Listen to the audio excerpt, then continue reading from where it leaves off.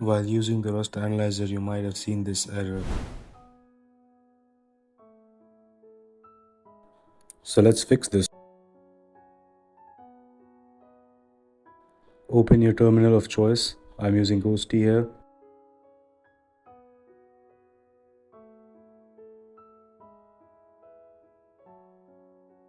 What you need to do is install the Rust Analyzer package. In case if you have already installed the package, then search for it on your system. Then go to your editor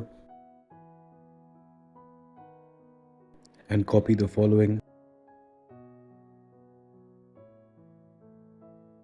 Here paste the path where Rust Analyzer is installed.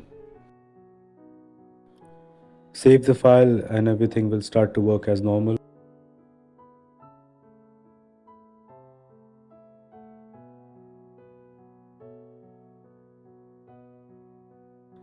Thanks for watching.